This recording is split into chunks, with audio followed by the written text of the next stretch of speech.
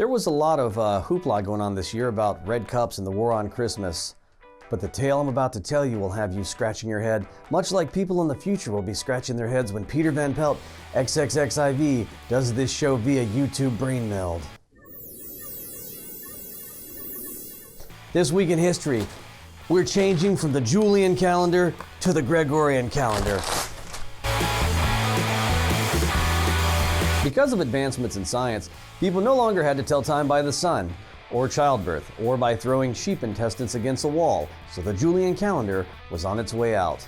See, the Julian calendar was flawed because it gained 3 days every 4 centuries, possibly leading to new days like Monday Junior, Thrice Day, Sunday, Sunday, Sunday, Hump Day, Fun Day, Sandra Day O'Connor, Daniel Day-Lewis Day.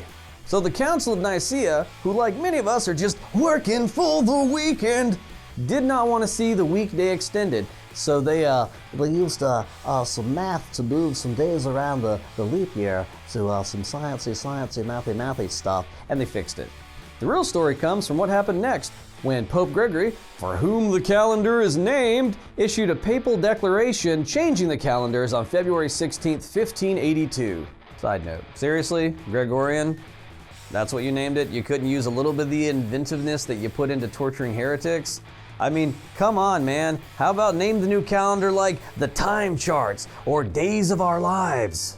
So, people got unreasonably upset over this calendar change because the world back then was divided into a complex web of religious animosities. So while Catholic countries quietly adopted the new calendar, Protestant countries went Kentucky all over the place about this Catholic plot to steal their time. Germany didn't formally adopt the new calendar until 1700.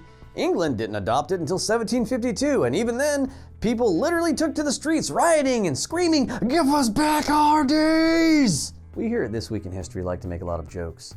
But that last part about people screaming, "Give us back our days," was not a joke. People literally screamed that, literally, for reals, in the streets. So between the years 1582 and 1752, grabbing strangers around the neck while screaming, "What year is it?"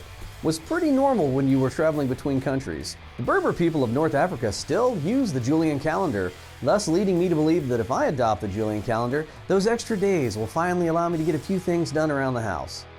Well, I'm Peter Van Pelt, and that's been This Week in History. Unless you use the Julian calendar, and in that case, happy Daniel Day-Lewis Day.